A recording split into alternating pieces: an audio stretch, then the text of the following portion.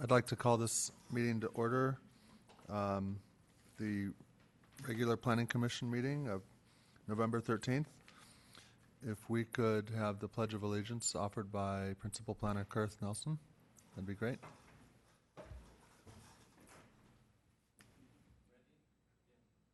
I pledge allegiance to the flag of the United States of America and to the republic for which it stands, one nation, under God, indivisible, with liberty and justice for all.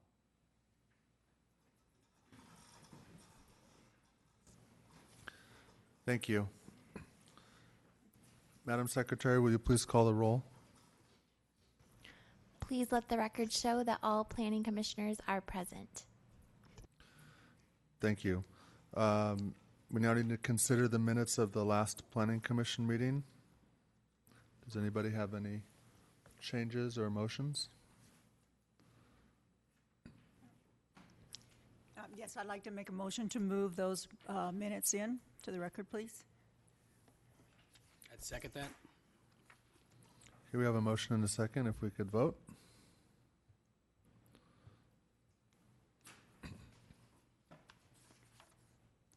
And the minutes are approved 5-0. Moving on to public comments. Anyone wishing to address the Planning Commission during the public comment section or on an agenda item is asked to complete a request to speak form available at the door. The completed form is to be submitted to the Planning Commission Secretary prior to an individual being heard by the Planning Commission. Any person wishing to address the Planning Commission on a subject other than those scheduled on the agenda is requested to do so at this time. In order to conduct a timely meeting, there will be a 3-minute time limit per person and an overall time limit of 15 minutes for the public comments portion of the agenda. State law prohibits the Planning Commission from taking any action on a specific item unless it appears on the agenda. The Secretary we have one request to speak form. Keith Johannes.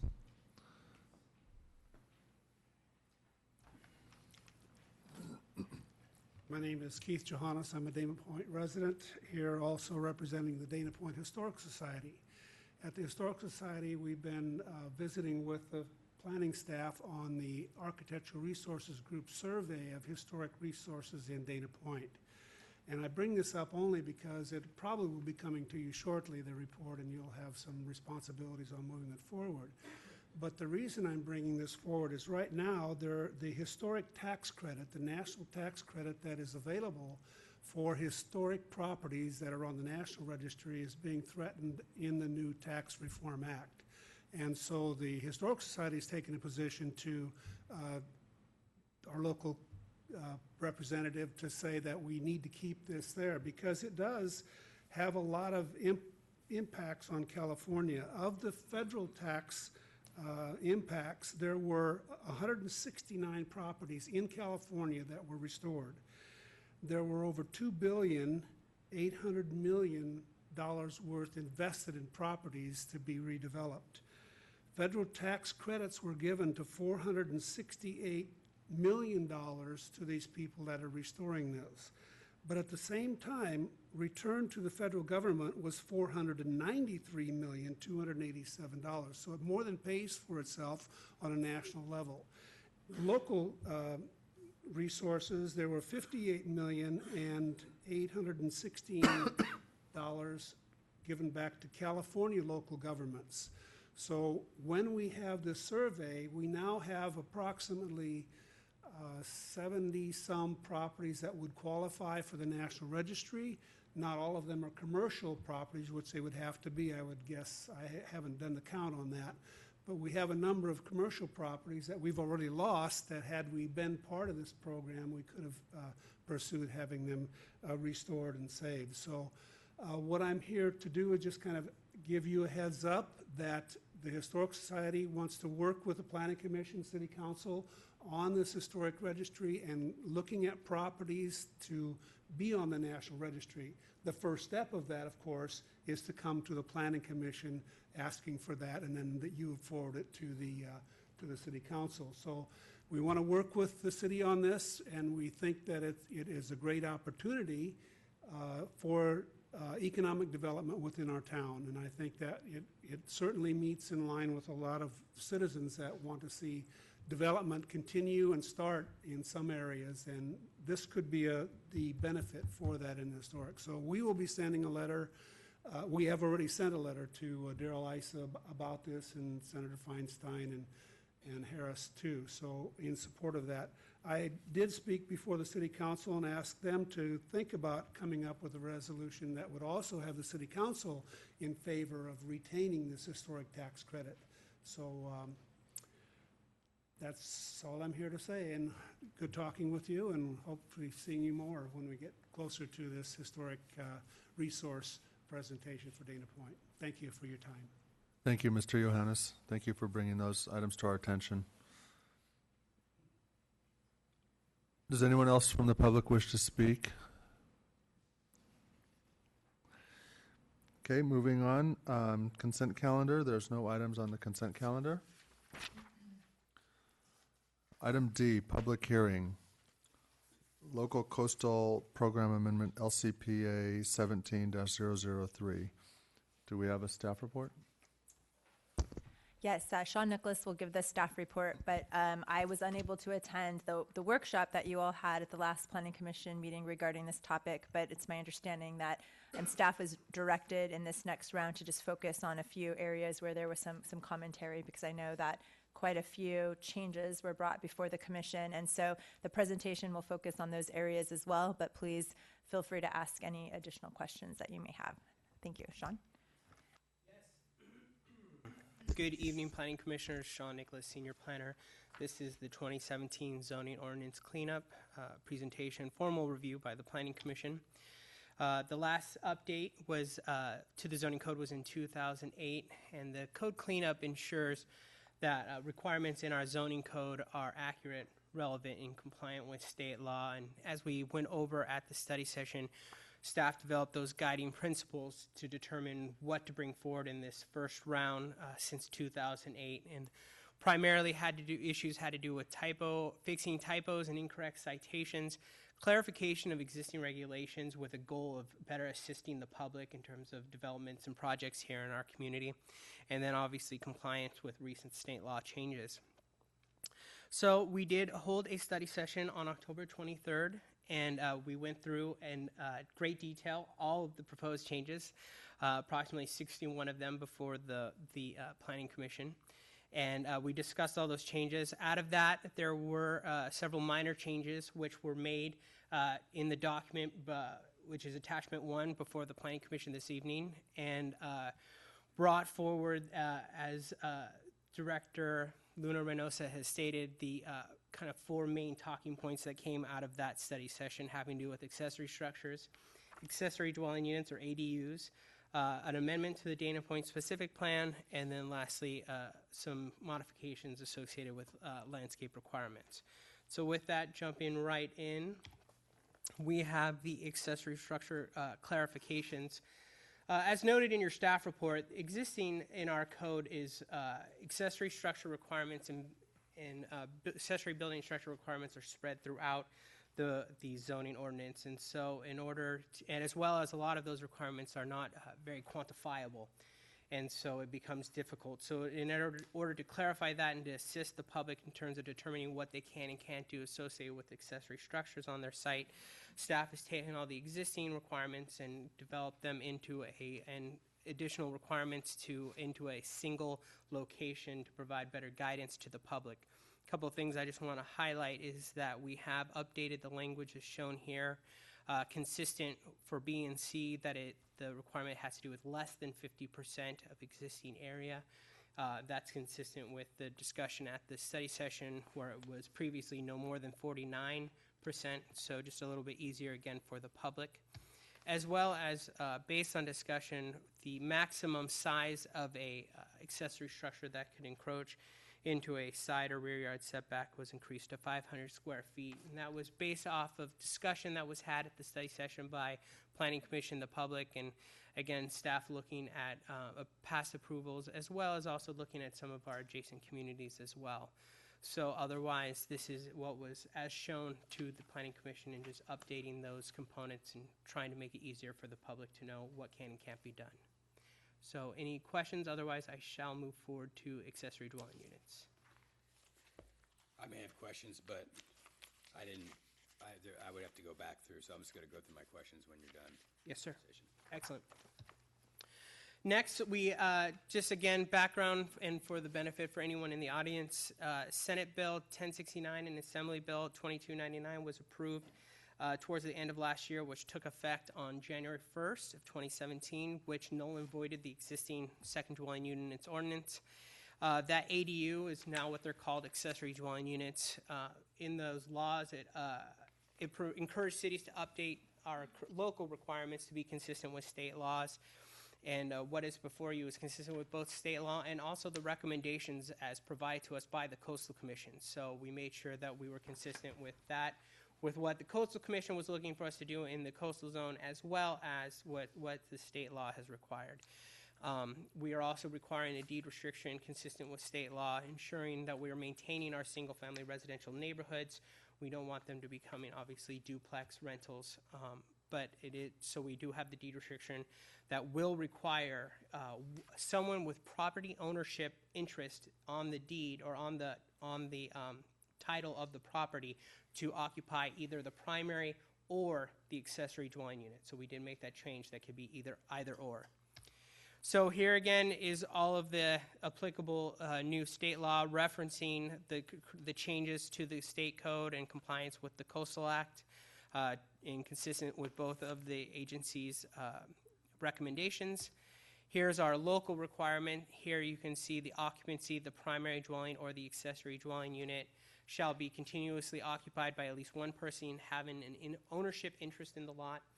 So again, trying to provide that option in case, if you have an elderly family member who owns the property and the accessory and with primary vice versa, there's options there.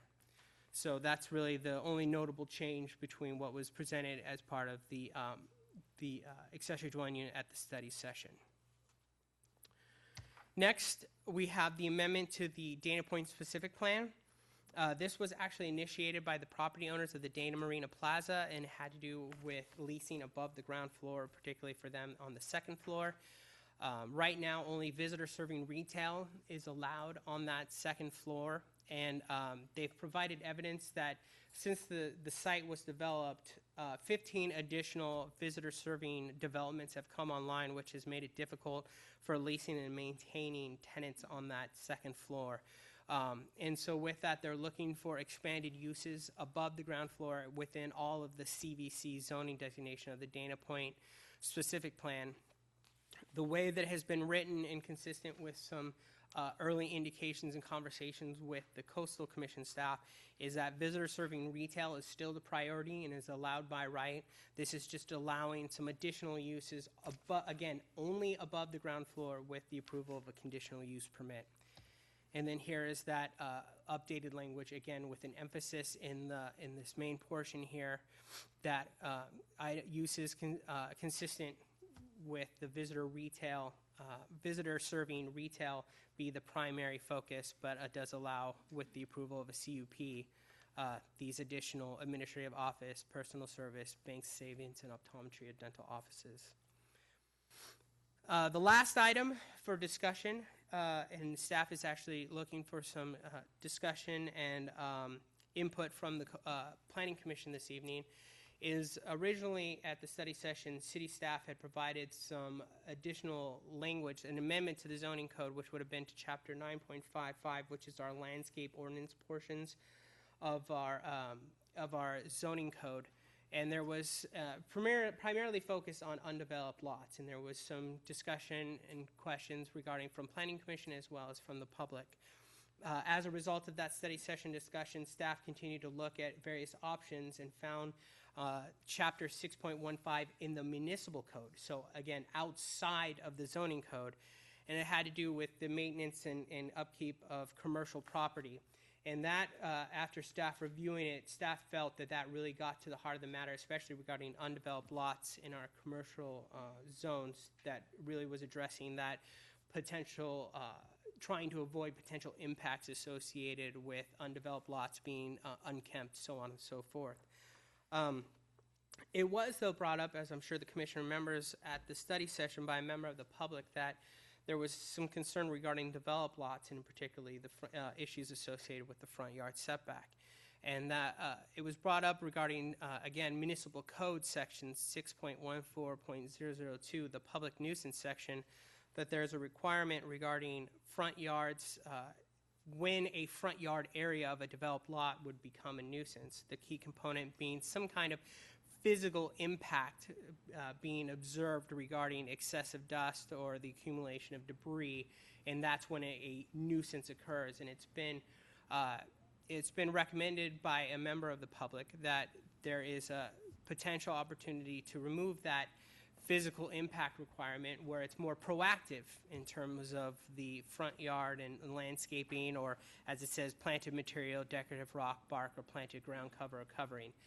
Typically, municipal code changes aren't required to come before the Planning Commission, but since this came through our discussions at the study session, staff is looking for, as I said, commissioners' input and discussion on the potential change and what is, if there's, what the feedback is on that, on this municipal code change. So with that, our goal is for staff, as I've mentioned before, is to do this regularly. We do foresee a 2018 update coming down the line, and to, again, ensuring accuracy and relevancy. We do have a very long list of changes, and there's going to be opportunities. And even out of the study session, we added things to the list, like our personal service uses definition and a number of things that we're going to be looking at in terms of future modifications. But in terms of this evening, staff is recommending the Planning Commission adopt the draft resolution recommending approval to City Council of the LCPA, ZTA, and the specific plan. At this time, this concludes staff's presentation. Staff is available to address, though, any of the commissioner's questions. Thank you, Sean. Do we have questions for staff? Commissioner Nelson? Sure. Sean, good job. It's probably hard to keep track of all the stuff that we talked about. But I do have a couple questions, or just want to clarify a few things here.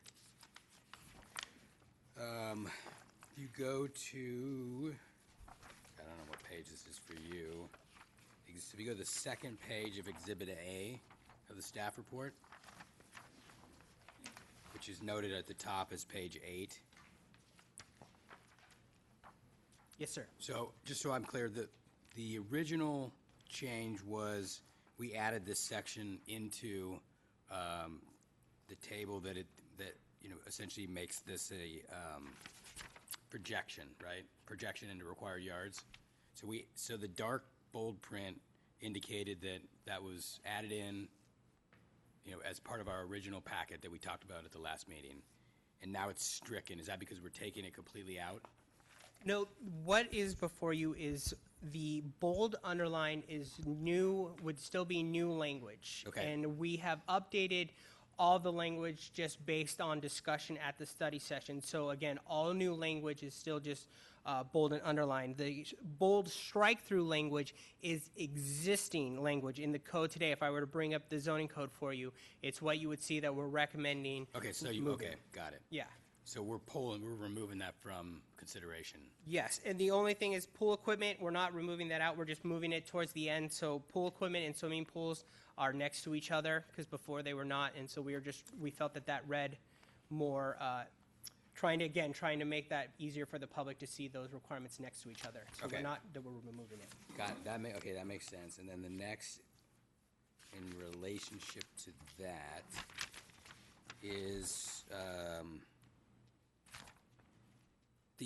the section. Well, I guess let me back up. The strike through. So this pool equipment comes out of the table completely. No, I literally, what we're doing is we're just moving it from letter O to R. There was no change to it. We just moved it underneath the swimming pool spas. So See, it was all like that. you had the requirements, where a swimming pool can go, as you can see, the minimum distance of 3 feet, and then just put where then the pool equipment can go right underneath it. So the requirements are next to Got it. it. Mine doesn't show, oh, here it is, okay. All right, and then the only comment I would have on that, and I don't know if it's even a relevant comment now, is, I don't think it is. Okay, that was it. That was one, which clears up my question in regards to the N, which is the reference notes down at the bottom of the table. Just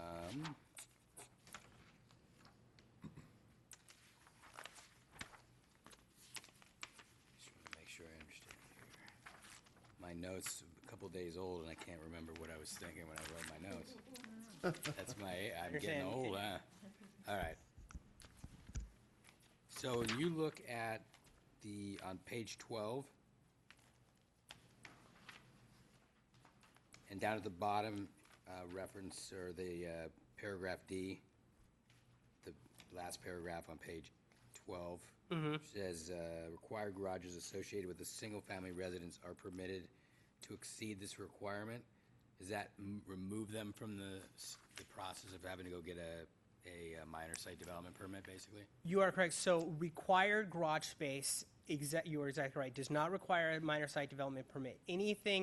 Any kind of garage space beyond the requirement, so if it requires a 3-car garage, they can build a 3-car garage. If they want additional, like an RV garage or something to that effect, or just another additional garage, that would require the extra Okay, release. so if they go above and beyond, they have to come back. Exactly, Okay. exactly. All right, thank you. Next one is page 14, and that's in under outdoor display, and then the F is how. Just so I understand, wouldn't someone be able to argue that this box could be an accessory structure, and as long as it's not in the setback, they don't need, approval for it? I think that it would be what staff has defined it as is more of an accessory use. And that's why we've required the minor conditional use permit process associated with it. And so there's a limit in here that the accessory use cannot exceed 50% of the primary function of the site. And then the MCUP just still allows for an entitlement process to review the appropriate use and to condition it as appropriate. And also, if it becomes a problem, there's also revocation process associated with it. And that was the main goal behind that as well. Okay, great. Okay. Next is that one.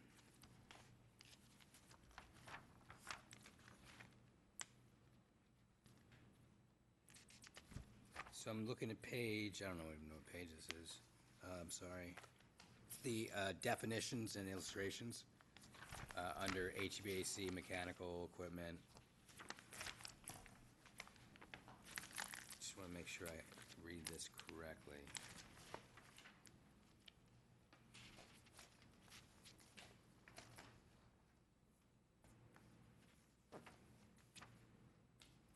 So on the pool equipment, aren't they allowed, it's allowed to be in the rear yard, right? On pool equipment? Pool equipment can, I believe, as long as they're 5 feet from the property line. Yeah, side and rear. The minimum requirement is 5 feet, and then per the discussion on N, we did add in that if the applicant wants to vault it and can show compliance with chapter 11.10, which is the noise ordinance section, that they could go encroach into that setback with a minor site, without going through the minor site development permit process. Okay. That was it. A couple more here.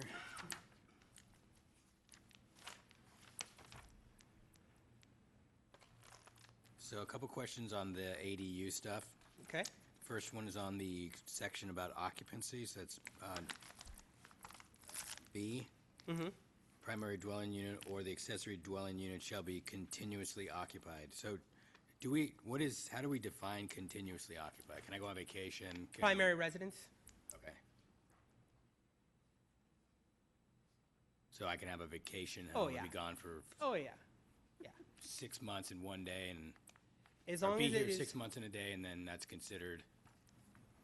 Yeah, as long as it would be considered their primary residence on, whatever Tax, their appropriate, tax form. exactly, Okay, perfect. their appropriate documentation.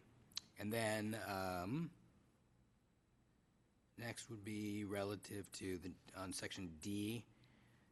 And I'm just trying to understand this. If you have a single family, if you have a duplex, but they're detached, how does this apply to those properties? It can only be developed if it is a single-family residence. So thank you. This is an important note, I feel, a part of the ADUs. And this actually was also brought up by the state. It is only accessory dwelling units in terms of the application of the state law and then this particular provisions here that we're proposing can only be done if it's associated with a single-family residence on the lot. So if there's a duplex attached or detached, they could not apply for a accessory dwelling unit. It is allowed in all residential zoning districts, so it could even be zoned for a multifamily RMF 14, for example. But if you had anything more than a single-family residence, you could not develop an ADU. But if you had a single-family home on a multifamily zone lot, as long as it was only a single-family home or developing a single-family home in conjunction with the development of an ADU, you could apply for then and utilize these provisions. And you can only have one ADU. In theory, you could come in and go through a site development permit process for an ADU on a multifamily, like a duplex. Specific to, there's no rules other than a building permit, and as long as they fit into a certain category, right? You cannot put an ADU with a development other than a single family. So if they have a duplex and they want to add another unit, they would have to meet the requirements of the municipal code regarding parking, regarding setback density, that you would have to be able to have the density to have 3 units, so on and so forth. You could not apply the ADU components with a site development or without, regardless. It is only applicable, you can only have an ADU with a single family residence. And that's even what the intent was from HCD. The planners at HCD even told us that was the intent of the law. So you didn't have a bunch of apartments bootlegging? Exactly. Or That would not be legal. permitting. Okay, got it. And then on E, a deed restriction, blah, blah, blah, in a form and content of which is satisfactory to the city attorney. I would assume we would ultimately have just a standard deed that we provided an applicant. And we actually have already developed that and has been approved by the city attorney's office. And in fact, in the ones that we've already dealt with, because what we can do, we can actually, if they're acceptable of that, we even put in all the information for them, get their signatures notarized, and get it recorded free of charge. So it actually costs our citizens, it doesn't cost our citizens anything to be able to do that. We try to make it as easy as possible for them.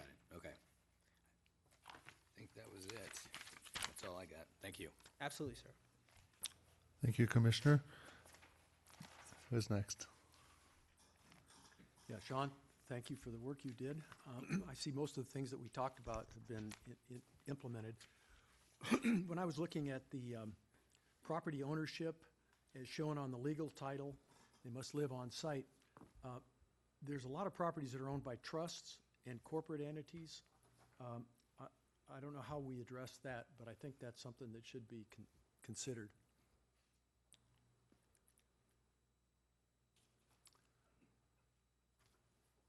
I think that it would be something that if they have a trust that, there's obviously parties to that trust, there's trustees.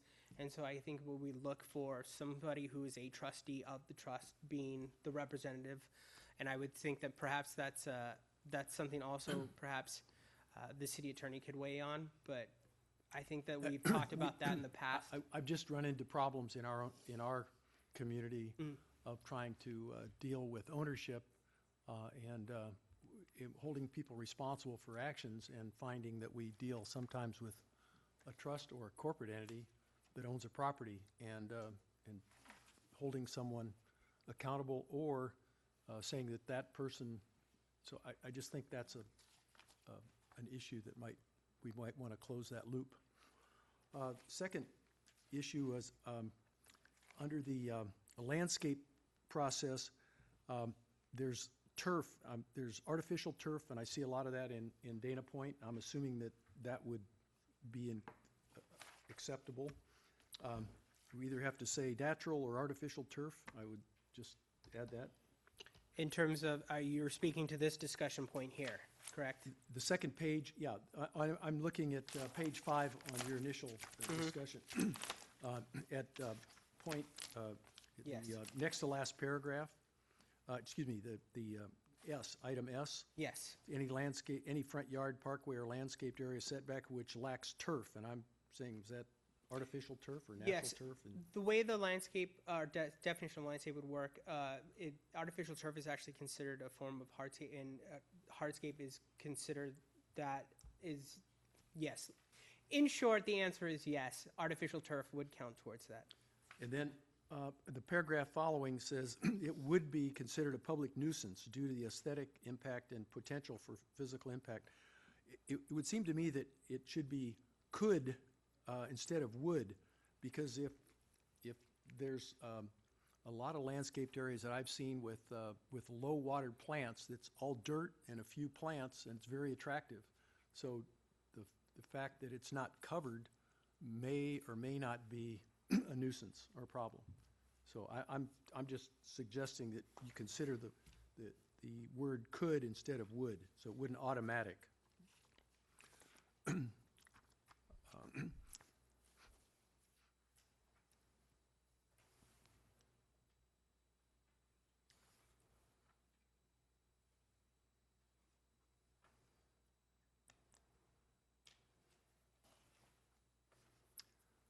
On page 27, it lists land use, what's permitted, and what it says prohibited uses. There are item 4, A through F, and when I looked at that, I saw automotive service repairs, and I was thinking of RV parking, which I think when you try to say everything that's not approved, that we're trying to list everything that's not approved is kind of difficult. So it's almost easier to say if it's not on the approved list, it's prohibited. Yeah, and the intent here is to show the whole CVC zoning section, and you're right, because this is more visitor serving in the emphasis of this portion of the code, and we're just adding these uses for the above ground floor. Yeah, and I agree with you, even though it's not stating anything associated with automobile services or parking or things like that, it would not be supported by staff. So I don't know if necessarily we would need to add that, but I don't see it that there would be an issue. And the good thing is that the Director of Community Development, with the way the Dana Point specific plan is written, the director has the ability to make those types of calls, whether something fits within this quote-unquote box or not. And so they would be able to, the director would be able to make that call. Yeah, just based on my limited time on the council, or the commission, I know that RV parking has been an issue. That's the only thing, and people have interpreted that differently than we've interpreted it Yeah, in and certain zones. I would say the way the Dana Point specific plan is written, we don't foresee that being an issue in the coastal visitor commercial district. And again, with the powers that it gives the director, we'll be able to make those interpretations. Great, that's all, thanks. Thank you, sir. And maybe If we I should- just may, I'm sorry, Go ahead. just add to that particular, so right now, I think the discussion was relative to the commercial center and so the intent of this bringing forward is that there was a pretty restrictive zoning on the property that came from the Coastal Commission that said it had to be visitor serving uses. Those were the only kinds of uses allowed in that center. And those are very limited. It's like a shell shop, restaurants, but restaurants are difficult to go on the second story. So it could be a juice shop. I mean, there's more uses than what I'm saying, but there's not a lot of uses. And so the owner of that property has been having difficult leasing up the second story for quite a while. And they just want to open up the number of uses allowed. So the zoning code is really specific to allowed uses. And so parking on the site is regulated by the zoning code parking requirements. So whatever those specific uses are will trigger certain parking requirements for those uses, so a restaurant differs from an office, et cetera. In terms of RV parking, it's often actually the property owner's discretion of whether they would allow RV parking overnight, and most property owners do not want to allow that. I mean, I think there's Walmart is known to be very open to RV parking on their parking lots at night, but our experience with our property owners in town is that's not something that they're open to, so they would be the ones enforcing that, and they can give some tools to the police department to allow them to help enforce that. But parking's really an accessory kind of use to these main uses. So we do have some other ways to regulate and enforce parking. Thank you. Maybe we can throw some hookah lounges up there. Not anymore, not after this. Other comments and questions? Vice Chair Murphy? Yes, this is just sort of procedural. There is one issue that I wanted to address, and it comes from the meeting that we had, the first meeting that we had. And a member of the public who made some comments and some suggestions.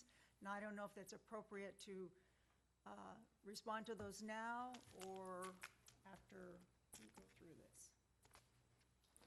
Where there's the landscape? Yes. Yes, no, we brought it up in our staff report, and we're very interested in the commission's comments, opinions, et cetera, on that topic. Okay, is this the appropriate time? Okay, good. I looked at this and I read it over and over, and I was there. And the way the code is written right now is the setback area which lacks turf, other planted material, decorative rock, bark, and granted ground cover covering, so as to cause excessive dust and allow the accumulation of debris. So the issue becomes, if we delete so as to cause excessive dust and allow accumulation of debris, and it's just left that any yard has to be fully functioning and landscaped, we're punishing a homeowner for a prescribed event. It is a prescribed event. You don't want to have dust and you don't want to have, debris. So it's a prescribed event, but it hasn't happened yet. So by deleting the result, cause excessive dust and allow accumulation of debris, basically what we're now is saying, you must do these things. You must have a front yard, a parkway, a landscape setback. And I just don't think legally that stands up.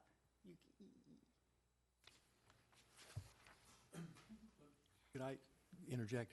I think that's why I said could, because I think what we're saying is that there's no reason to wait until you have a disaster to say, okay, now, so there's no way you could say it's cited until there's significant debris or significant dust or something. So I think by saying it could be, if it's not landscaped, it could be a hazard or could be considered in default, and they would have to do something. So I guess the issue is if you wait until it's a major problem, that's what they were trying to avoid. Understood, but it's been, well, sorry. Can I weigh in on this just for a second? So, and I just want to make sure everyone's on the same page, and I'll certainly turn the time back to you in just a second. My understanding is that the language right now says such that excessive dust is leaving the site or the accumulation of debris. The residents' comment at the work-study session was, we don't want that performance requirement. We think that if someone has a front yard that's completely unlandscaped and disheveled and unsightly, that the unsightliness is the problem, not the performance characteristic. If there's excessive dust or there will be excessive dust in the future, they just wanted to strengthen this tool for code compliance officers to require a better looking streetscape around Dana Point. Am I correct in that was the request, right? I believe that was one of the goals, yes. So I think what the city, and we're not deciding this, we're going to make a recommendation to council. And as I understand, it's been discussed at kind of the higher levels of city administration about, hey, what do you think about this? And they kind of wanted planning commission to weigh in and give thought. So the question is, they're proposing to take out the performance requirement of bad stuff, right? Dust and debris. What do we think about just requiring some minimum level of aesthetic landscaping? That's the question, as I understand it. And if I just may add to that, I think you've all done a very good job of describing it in different ways, saying the same thing. I think the way staff was trying to categorize it was currently, as written, there's a physical impact, right? The accumulation of dust and debris. There's this physical impact that we are saying is the nuisance. And in eliminating that, it becomes the kind of aesthetic impact becomes a nuisance. Now, whether an aesthetic impact, I guess, legally is a nuisance or not is an interesting question that we maybe didn't specifically kind of delve into. So that's a very interesting thing for us to probably look into before we would take this to City Council, and can say it was a raised concern by one of the commissioners. But essentially, it is, to kind of simplify it as much as we can, this idea of currently it's physical impact, and there's a request to make it an aesthetic impact.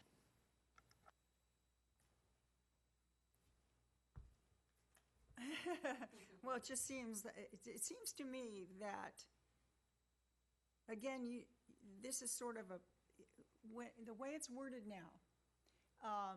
Okay, you can't allow these things to build up on your property, and if you don't fix it, this is what is going to happen, because this prescribed this prescribed act will occur, meaning we will come in and give you a ticket or whatever we have to do. But the homeowner's not surprised and is on alert.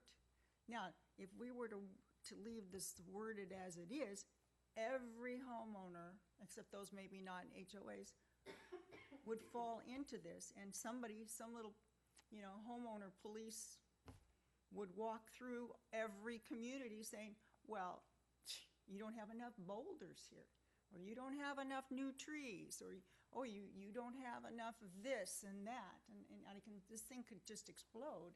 And have there been enough cases where this is happening that this needs to be addressed this way? I'm not aware of a large quantity. I do know that the current language right now is even problematic for our code enforcement officers. So it definitely, I think those are some good concerns raised about the enforcement, and is there a percentage? Is there more information in terms of what is actually a violation? Is that what I'm kind of hearing what some of the concerns are? Also, we have to look at water conservation still. And by demanding, and we're writing into this, you have to have trees and butterflies and flowers and green grass, and maybe we shouldn't be asking that right now of this community, now that we're still under the water conservation issues. If this wasn't a huge problem before, if it was something that if it was noticeable to staff and they brought it in and somebody went out there and talked to the particular owner of the house and came to some sort of solution, maybe that owner, I don't know how it works, would have to pay a little fee or something, that's great. But I'm just concerned if we take out, cause excessive dust or allow accumulation of debris, we are leaving it so everybody in Capistrano Beach has to plant the same stuff, has to have the green grass, and I don't know if that's where we should be going.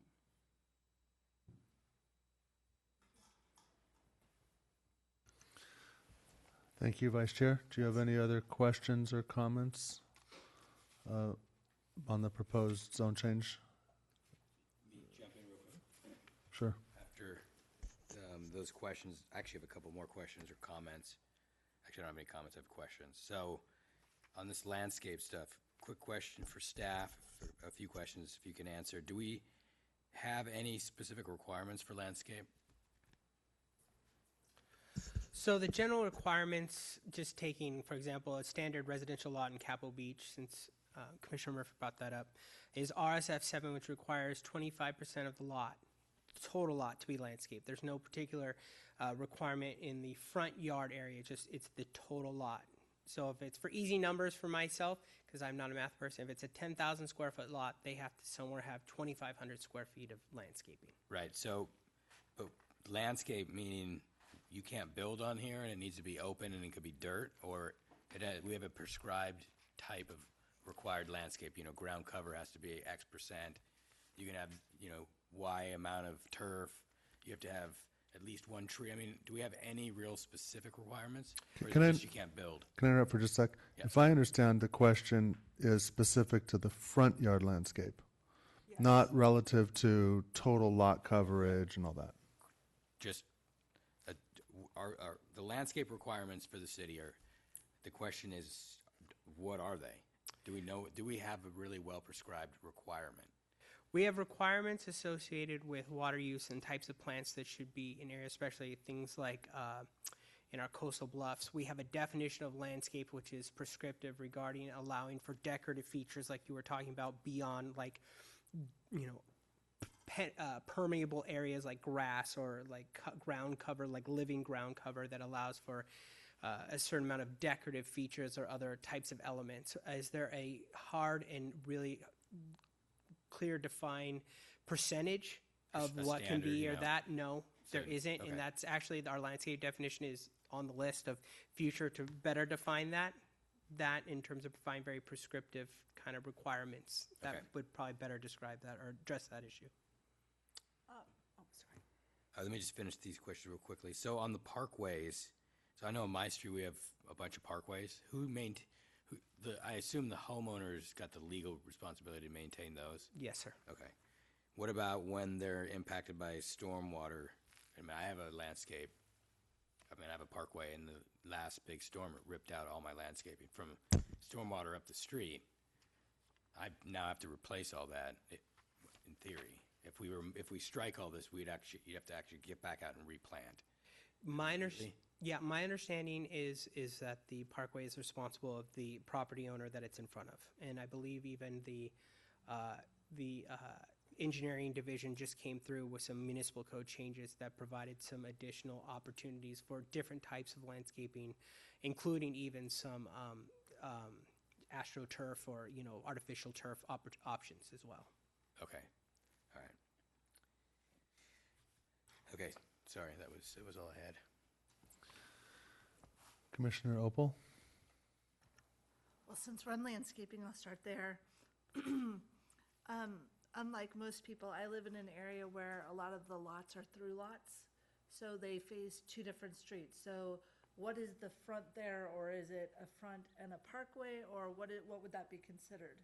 So we have a definition, or there's a provisions in the zoning code and how we define or what is in through lots, what's considered the front setback, and it has to do actually with sometimes it has to do with the width of the lot fronting the street, and then if it's in exactly, let's say 50 on the one side and 50 on the other, it has to do with actually the designation. So the lower classified street will become your front yard setback, will be your front setback in terms of how this would apply. So you're saying the lesser street Yes. would be the front? So for ease, let's say, I'm trying to think of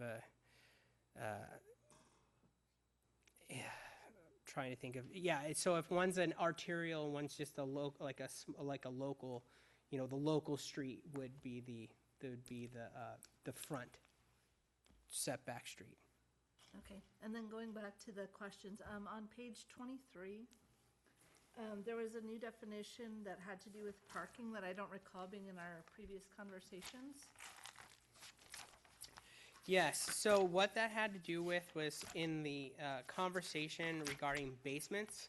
At our study session, we had some components in there regarding daylighting for access for subterranean areas, and we had thought, staff had originally felt that it would be addressed by just doing it through the basement section, which is why we said this is something we were going to look at and bring back, and that's why we added also the subterranean parking component, just regarding daylight for access for those subterranean parking spaces. It's an issue that we've dealt with now several times as we're seeing more and more to avoid, these parking areas being visible from our streets and whatnot, providing some more flexibility in terms of access into getting down into them.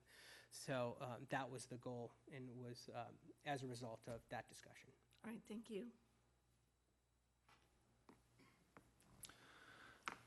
Any other comments? Do you want to share an opinion on the front yard landscaping issue? Or you don't have to? No. Okay, thanks. I have a number of questions. I will try and be as brief as possible. There's definitions relative to basements. So these are not applicable to so-called daylight basements, correct? Yeah, a daylight basement would just be considered a story for the majority of the community, yes. It would, example would be like several of the homes that you have recently seen on Sea Island Drive, how it's not a typical two-story in terms of you go in and then have a story above, it's you go in and have a story below.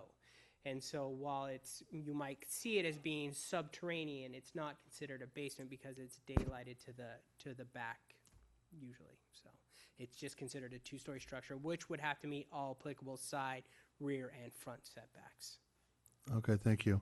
I think at some future point we should consider whether they should have the same front yard setback for that lower story, because if it's completely non-visible to everyone, it seems like it could be moved forward. Relative to pool equipment, so pool equipment can be 0 feet on the side yard if there's a noise study, but if you put it 5 feet, then no noise study is required. Is that correct? It's 0 feet with a minor site development permit approval and a noise study saying that there will be no impact. You're correct. And then 5 feet, we typically, I think the building division act still requires some kind of sound attunization information regarding the unit, but we don't require a noise analysis now. Okay, thank you. On see, I wasn't so smart to write down all the page references. Relative to pool equipment in the table, it has a reference letter N, and then reference letter N references HVAC mechanical equipment as well. So should we put HVAC and mechanical equipment in the table by pool equipment?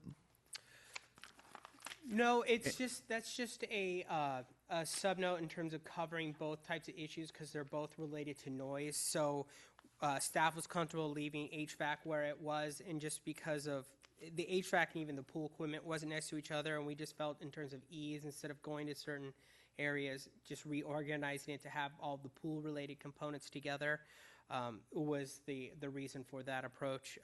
Staff, just because they share a common footnote, staff at this point wouldn't recommend reorganizing the HVAC location within the table. Well, I guess, okay, I see where it is separately in the table. We're adding an N that pool equipment can be vaulted if it's noise compliant, basically. Mm-hmm, mm-hmm. We're specific that pool equipment, it's okay to do that. Should we not have that same reference for HVAC equipment if HVAC equipment can go in a vault as long as it's noise compliant? HVAC equipment can already encroach up to 2 feet from the PL, and we have a standard document in which they sign that ensures compliance, and we have usually there's, I would say, more probably for the standard homeowner, more affordable means and methods for achieving that goal, and then they can still get closer with the site development permit, but they can already encroach up to 2 feet. So they're already almost to the PL, and you know, we have a pretty process that has worked very well. We haven't had a lot of issues with that at the counter.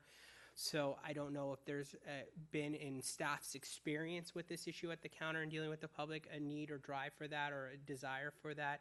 Even in some of the other homes, even in like dealing with the headlands, we haven't had a lot of issues or associated with the HVAC equipment stuff and associated with it vaulting. So, I mean, it's definitely something, if that's the majority of the commissions feels that that would be appropriate to include that, we can definitely, you know, look at that and get that noted in the recommendations, but I don't think it's something that staff has seen as a driving need. And if they wanted to do something special, they could do it just with a minor site development permit? Exactly, and we're Okay. pretty good at streamlining those. Okay. There was reference to wall height, on wall heights, and it referenced the wall height as going up to the top of the guardrail. Why is that? So what this section is trying to detail is something that's we've dealt with now on a few occasions, and I can actually bring up so we're all looking at the same image here quickly.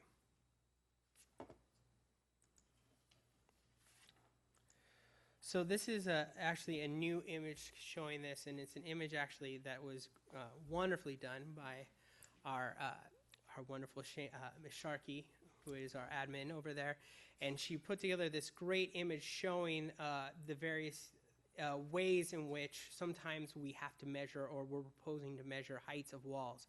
And a very common thing, especially when dealing with the building code, is you'll have a wall, freestanding wall, oftentimes a retaining wall, that because now you're creating a new walkable surface, you have to have a guardrail. And so it's not only just a situation where you have a freestanding wall with a lower retaining wall, sometimes it's just that guardrail. And so we wanted to make it clear in terms of that you would measure the height and how we measure it. We're not dictating or changing what those height limitations are. We're just, with this provision, just showing in the way in which the measurement of height would occur, which would be from the base of that wall at finished grade to the top of the guardrail and or whatever structure. If it's within 30 inches and if it's 30 inches or greater, they're measured separately. So that's what this is trying to, the intent of this code is just to, we're not changing the heights of these things, it's just the way in which the measurements will occur. So, honestly, to me, it seems awkward. So then you have to back out the guardrail height, and you have to consult the building code to see what height guardrail is required in that location and so forth? Typically, the guardrail requirement is going to be 42 inches. I don't believe that there's a scenario in which the guardrail is less to be 42 inches for a walking surface. I believe that's required for any change of grade of 30 inches or more. So if you're retaining 30 inches or more, so a 30-inch drop, in essence, like that you could step off and it's 30 inches or more, you have to have a 42-inch high guardrail. So then the height of that wall would be measured. Let's say it has a 2-foot high retaining wall, so that's 24 inches. Or a 30-inch, let's just say a 30-inch, a 30-inch high retaining wall, and then they're required to have a 42-inch high guardrail. Well, if they put it within 30 inches of that 30-inch retaining wall, it would be 30 inches plus the 42-inch high retaining wall. Oh gosh, and I've already said I'm terrible at math, and I apologize. I can get my phone out and a calculator, but it would be the cumulative total of that. If they're greater than 30 inches, which is this example shown here, they would be measured independently and then wouldn't potentially trigger any kind of minor site development or other requirement. Now, we do have a longstanding policy that we are looking to codify in the upcoming next round of code cleanups, in which where you have a 30-inch high, we'll say, retaining wall with a required 42-inch high guardrail.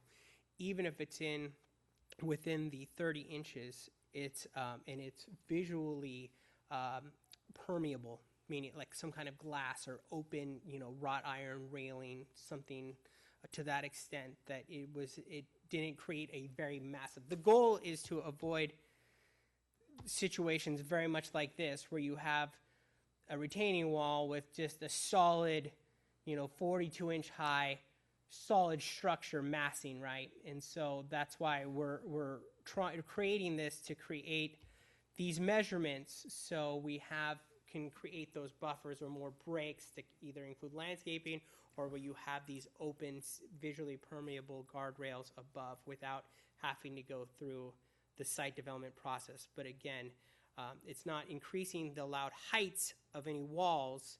It's just the way in which you take measurements from to determine what the height of a wall is, or wall with a guardrail, or a retaining wall with a freestanding wall, so on and so forth. Yeah, okay. My opinion is it should just be the height and not inclusive, not measuring the guardrail, or measure the guardrail separate, or have, like you said, separate rules for opaque versus solid, or, open versus solid, or whatever. So I'd like us to consider simplifying to the actual wall height. Accessory structures, if they're built close to the property line, might it limit the neighbor's ability to add onto their property based on building separation requirements? So when it comes down to development within the setbacks, it's obviously going to go down to California Building Code requirements regarding fire rating and whatnot, probably a reduced amount of openings that are probably on those types of structures. But whatever is developed in those setbacks will have to fully comply with applicable code requirements, including building permits, including fire requirements, and the same would be true for the neighboring properties. I mean, there's oftentimes, think about even in our downtown, that properties, especially in older areas or even in new developments, we have zero property line requirements in several of our commercial areas, but, with the appropriate fire rating requirements, you can build them right next to each other. And the similar would apply in residential areas. They'll just have to show compliance with the fire code and the building code. Okay, so if someone adds an accessory structure in their backyard, it's not going to limit or restrict what the neighbor does? That's correct, sir. Okay, thank you. You have barbecues and fire pits, fireplaces not allowable in side yard setbacks. I assume that's always been the case, and we're codifying it. It is exterior side yard setback is what that's referring to directly, which means like a corner lot. So it's saying outside of the front yard setback and that exterior side yard setback, which is, again, typically for a single-family residential areas, it's a 10-foot side yard setback. So as long as they're outside of that 10-foot, then it would be allowed. But if it's an interior side yard setback for like a standard lot, and it's out of that front yard setback, it could encroach into a side yard setback. And additionally, even with a minor site development permit, the way this is written, they could still, with the MSDP, could encroach into that setback. Is it minor site development, is that just kind of administrative? It is an it's a discretionary approval, but it's an administrative approval at staff level. So there's a difference between a corner lot and an interior lot based on, okay. And that's why we chose particularly that language, why it says exterior side yard, because again, it's that visibility issue and being open. So it's an interior situation. Staff didn't see an issue with that, and they usually are in the setback. If it's a exterior side yard setback, could it be like inside someone's wall, a privacy screen wall? Again, as long as it is outside of that 10 feet, then it's permitted. If it's outside of the 10 feet, if it's within the 10 feet for an exterior side yard, a corner lot, to do so, they would need a minor site development to permit it, and we probably would look for some kind of screening or something to that effect. In a normal case, is that 10 feet exterior, in a normal case, is that inside someone's rear yard fenced in or outside, facing the public right away? Usually that front 10 feet is it's going to be visible to the public. Not the front, the side. Yeah, that's what I'm saying. That exterior side yard, that front 10 feet, that first 10 feet, I should say, is usually what is typically seen, is visible from the street. Okay. On the ADUs, what about, it says someone with the interest in the property. is that a named interest, like they have to be on the deed ownership, or like what if it's someone's child or someone's parent or something, but they're, Yeah, this they're is not some- the actual owner, but they're very close relative of the owner. Yeah, this is something that we have discussed internally, and it's someone who they can show is on title. So unfortunately, in that scenario, it would have to be someone who actually has ownership. The child, the parent, the grandparent, if they own it. That was the basis of staff's discussion, that that it needs to be somehow an owner-occupied on-site. Okay. I'm not sure how I feel about that, and I'm curious what my fellow commissioners think.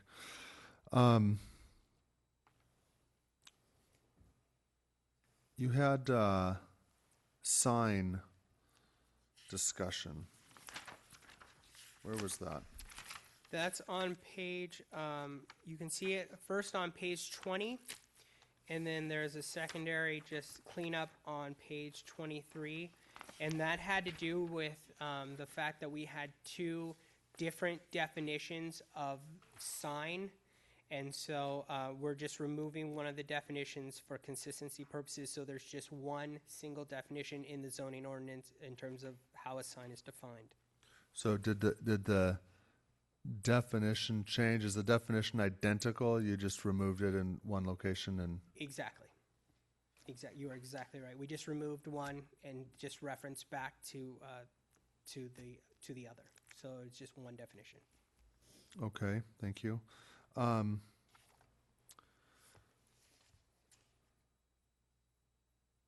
Flagpoles. Somewhere you mentioned flagpole heights, maximum height 40 feet for a flagpole, 30 feet in a residential or something. Where is that measured from? That would again be a visible exposed height. So, it would So not could be I put a 30. 30-foot flagpole on my roof of a two-story home?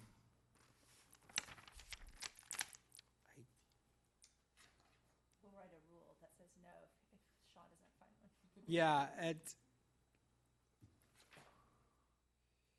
if not, I do not believe that's the intent. I don't believe we've ever had that issue, but that's definitely a great comment. We can add a note to that.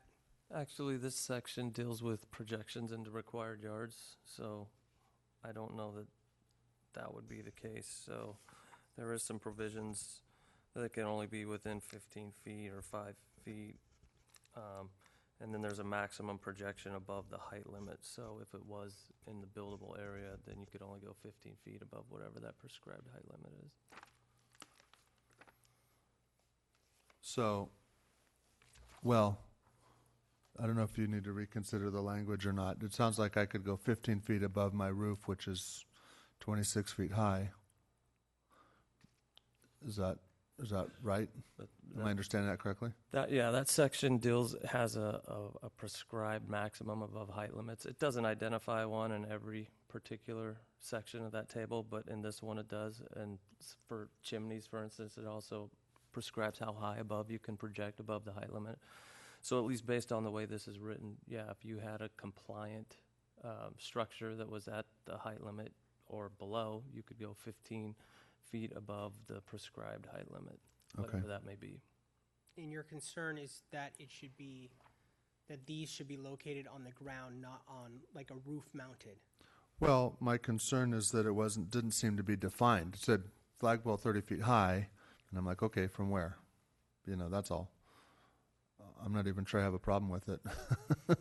So, but it should be, properly defined, I would think, to avoid confusion.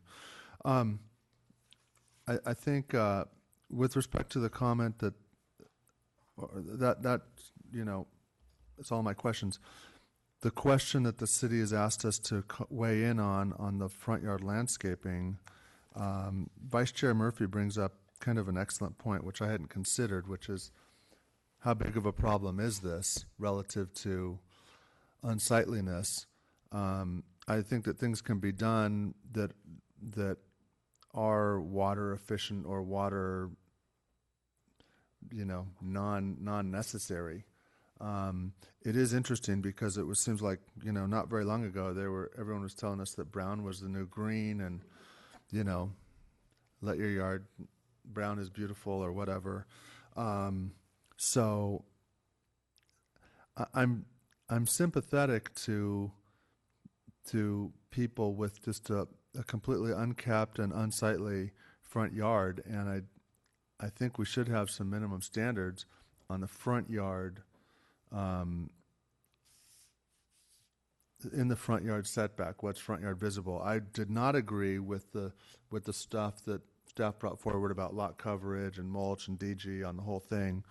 But the front yard, I'm pretty sympathetic to having some, kind of bare minimum standard of acceptability, because the person that brought it up was right. We would never let a building final or a C of O be issued until their landscaping was done. So why now do we let these yards look terrible for their neighbors to complain at?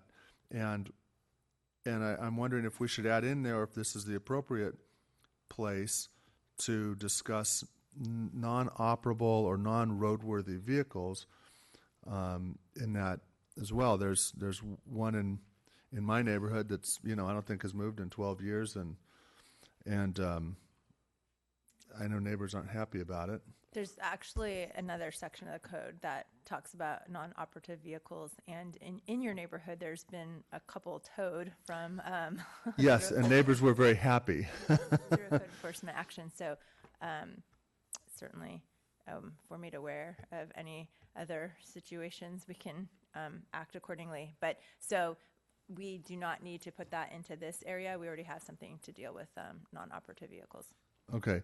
Well, for what it's worth, which isn't very much, my opinion is that, there should be some minimum level of aesthetic acceptability.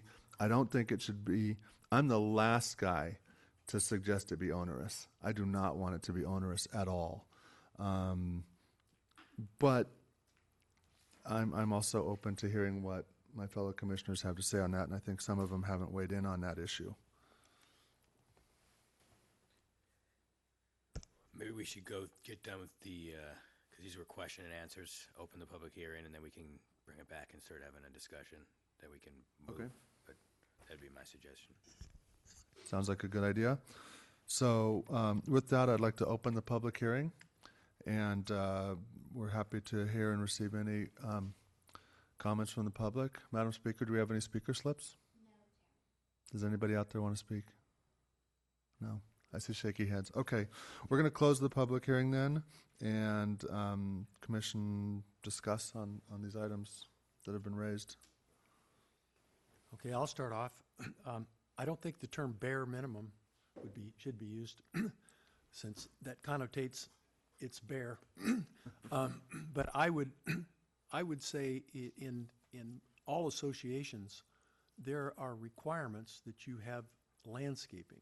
It doesn't have to be beautiful. It can be brown, but you can't just have nothing, and it can't be overgrown. And so there's provisions, but it's not a violation per se unless the neighbors make a complaint and say this is unacceptable for the standard, and then the enforcement, there's a judgment, there's a certain judgment of saying, is it unreasonably bad, or is it in the area that's just not as good as some of the other neighbors. So I think what's unreasonable is pretty easy to understand, but I think that having some requirement to have some coverage landscape, and it doesn't have to be grass, it doesn't have to be all plants, it can be bare ground with some plants. I mean, so there's a lot of room, but to just have a piece of property that's totally vacant, bare, with nothing on it, doesn't seem that, as you said, we wouldn't approve something like that. So why do you let it continue or exist? Just so I understand where you're coming from, are you referring to developed property or undeveloped property, or both? Or so if it's undeveloped, you don't have to do anything with it, but if it's developed, you do. Well, I think you have a lot that's undeveloped. There's requirements. Probably the city. I don't know for sure, but in our neighborhood, you have to have it cleared, clean. You can't have weeds 10 feet tall, and if you don't clear it, it's cleared for you, and you get the bill Right, no, I understand that, but that's different than required landscape. So we have a weed abatement program and right. a requirement that you can't have weeds and debris on your property, Right. right? I assume.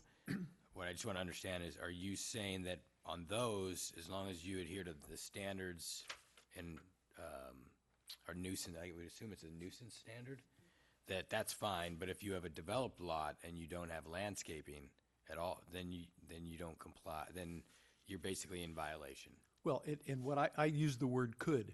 In other words, I'm saying that if you don't have any landscaping, you could be in violation. And that would, again, be, it's not, again, when you say you would be in violation, if you had some plants and dirt, someone says, well, that's just dirt. Saying, well, that's not, in my opinion, that still would be acceptable.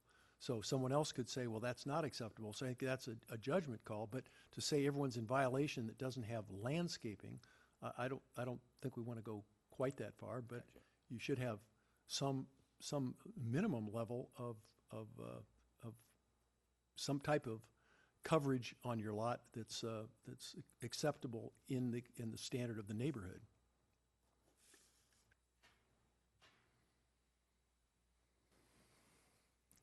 Commissioner Opal?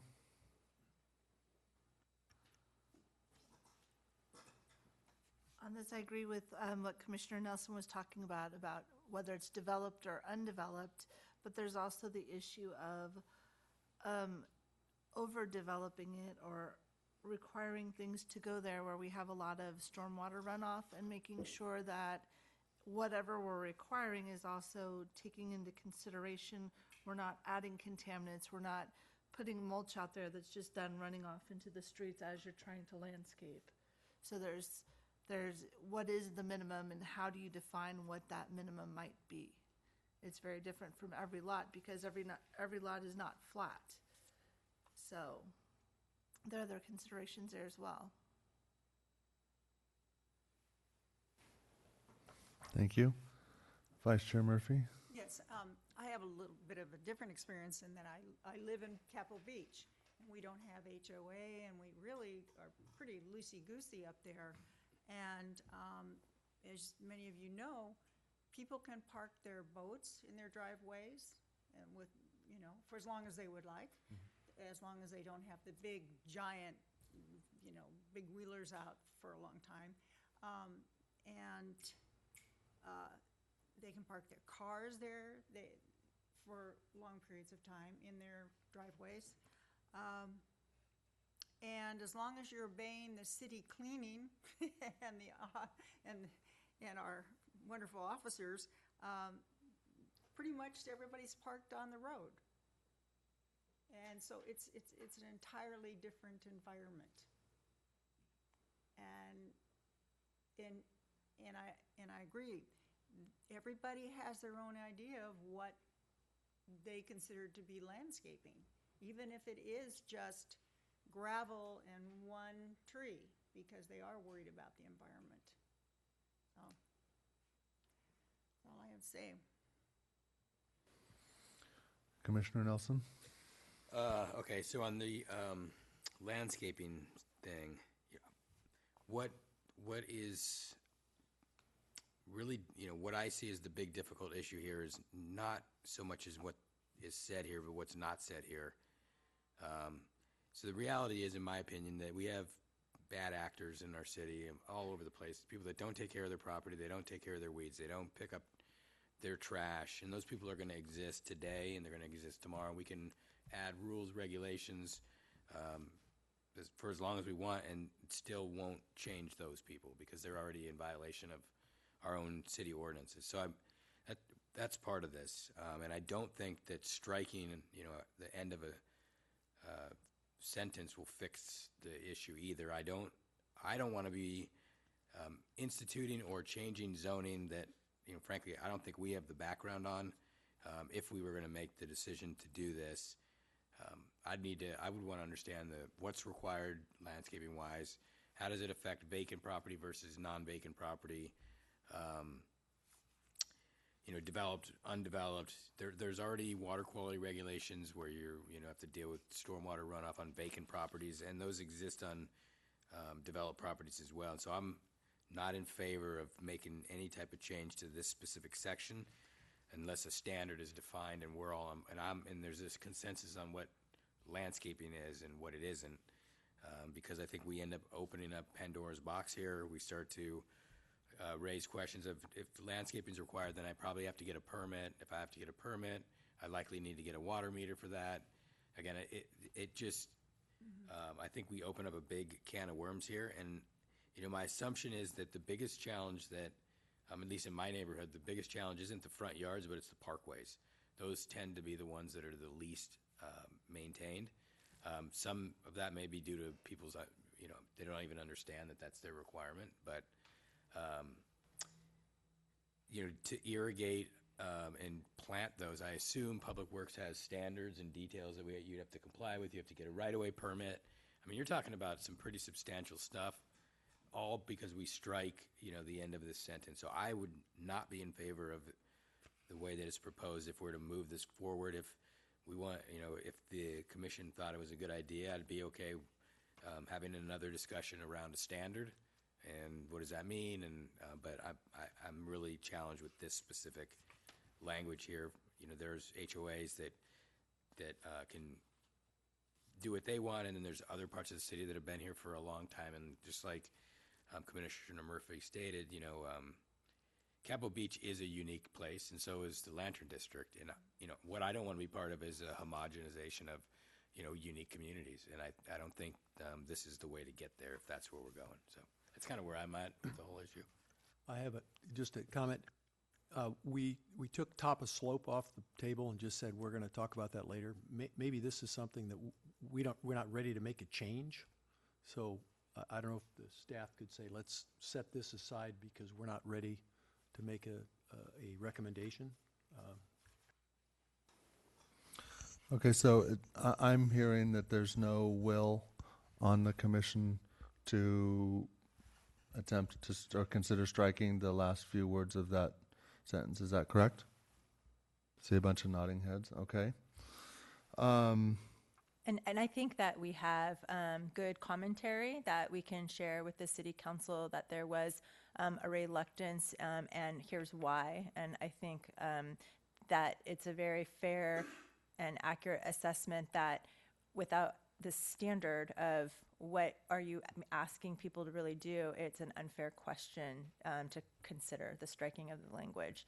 And so that when it comes up to the city council, that was the commentary from the Planning Commission. And so I think that, thank you for your input and comments, and I think it's helpful. Okay, thank you. And for what it's worth, I'm surprised to see that the person who made the comment and request isn't here. But that doesn't affect our consideration. Okay, so with that being said, I would like to make a motion. And for discussion purposes, I move that we approve all the, without reading the whole thing, all of the language that's been proposed by staff in the form of recommendation to City Council that they consider adopting these changes to the zoning code, with the exception that the wall height be measured from the front of the wall to the grade behind the wall, not to the top of a guardrail. Okay, so I understand the motion.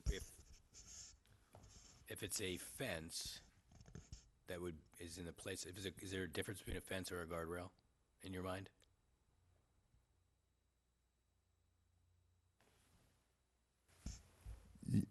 Yeah, I mean, if are you saying a fence acting as a guardrail, or? Well, you could, yeah. I mean, guardrail is a requirement to stop someone from falling over a cliff. Right.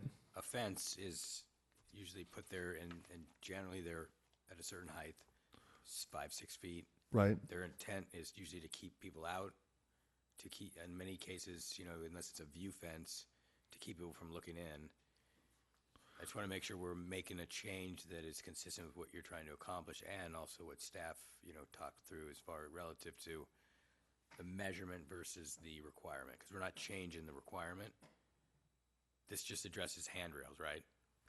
Or does it address fences too? I believe what Chair McCann was trying to say was just associated with retaining walls that have a requirement for a guardrail, for a 42-inch, that you don't want people that have to, by the building code, put in a guardrail. You don't want them to be necessarily dinged in terms of the height calculation, or negatively not dinged is a very, I know, exact professional term, but to not necessarily have to count the two together. Is that what you're going for?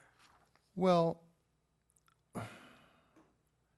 to answer Commissioner Nelson's thing first, and I apologize how much talking I've done tonight. That's not my intent.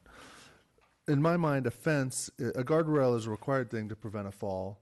A fence normally has another, visually screening purpose or obstacle purpose that's not necessarily next to or adjacent to a retaining situation. So there's a difference in that way. I think it's really awkward to define the height of a wall. Well, I've got a 4-foot wall, but really it's kind of 7.5 feet because the city's so stupid and they call this tube guardrail a wall height. It just seems awkward. So I'd rather back off and I don't remember exactly what the thing is. It's like 7.6 or something, but if you're saying it's 42 inches high for the guardrail, let's back that out and say, okay, you can only have a wall that's 4 feet high in this condition and the guardrail is acceptable on top. I'm not trying to change what you're doing or the adjacency, walls 30 inches apart or not or whatever. I'm not trying to change any of that. I'm just trying to make it simpler so we're not calling a 4-foot wall a 7.5-foot wall. Can we pull up the image again, and let's talk through some actual scenarios that come across the counter for us.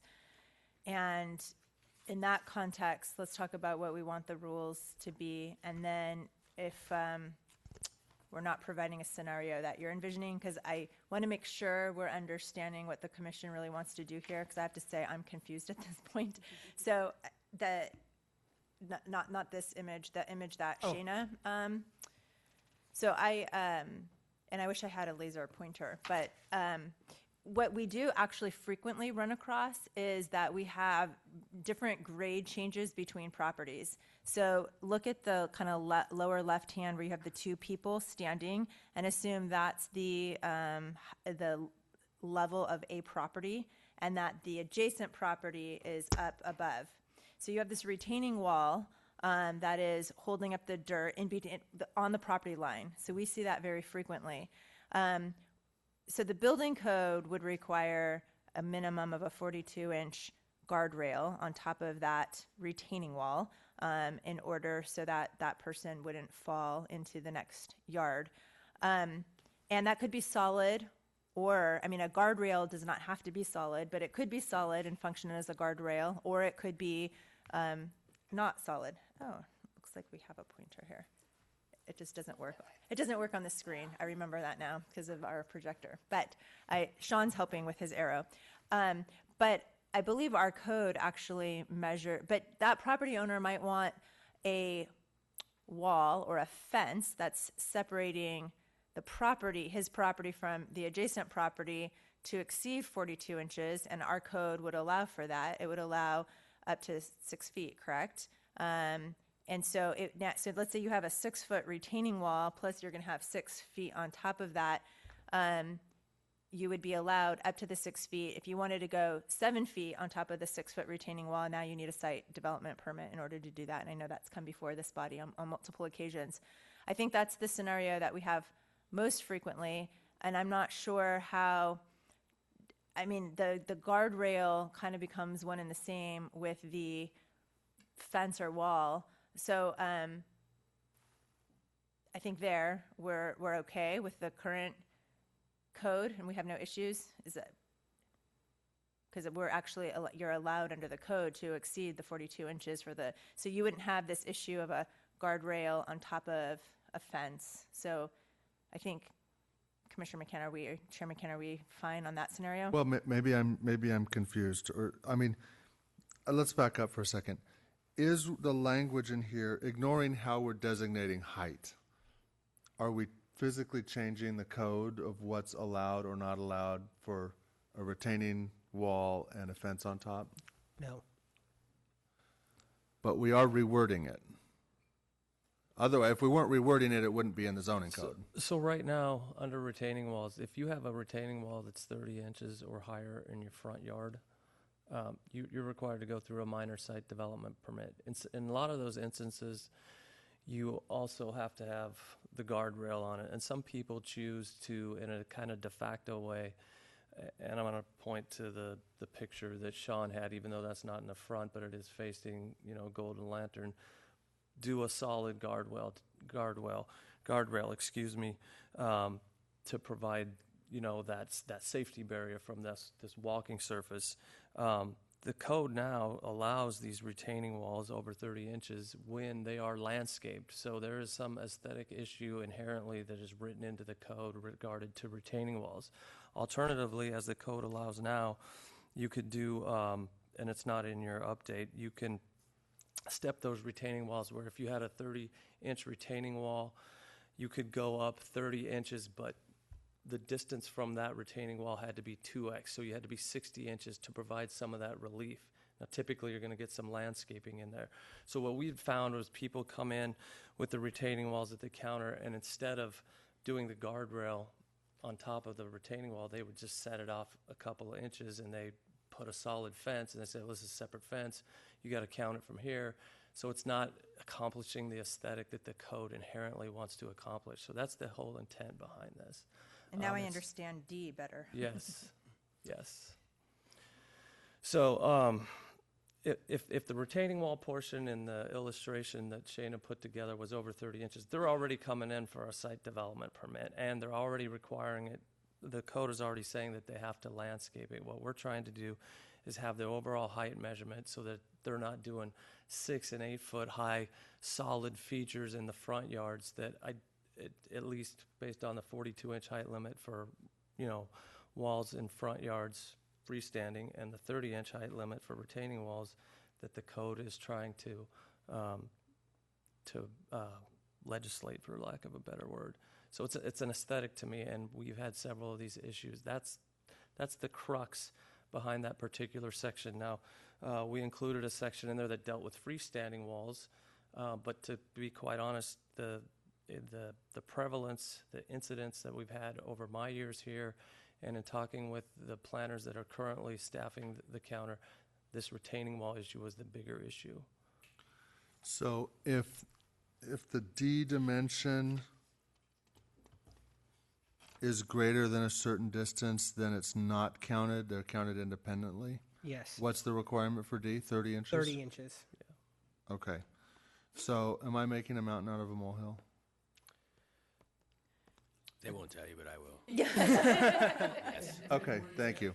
Well, that's because I'm obviously not understanding it fully. So, okay, so if the D is big enough, then it's not an issue. Then it's what you're concerned about won't be an issue. Okay. So with that, I'd like to amend my motion and recommend, I would move to approve recommend to City Council the changes as proposed by staff to the zoning code. Did you want to, and we would not include striking of the language for the landscaping as Right, is just as currently in written. here? Okay. Well, as Written strikes it. No, it's not it's not included as part of this because it's only about the zoning code. So it has, the discussion is what we're going to use to provide to council, and it's separate from the resolution in front of you. So So your motion is sufficient? Yay, I get a gold star. Second. Okay, we have a motion and a second.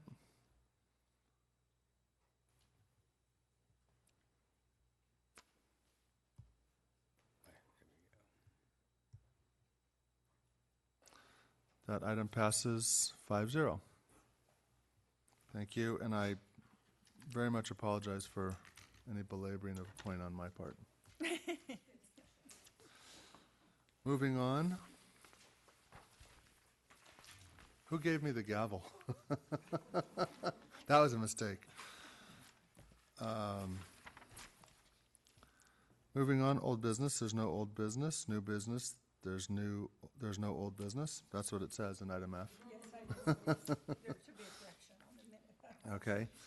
G, staff reports. Do we have any staff reports? I do.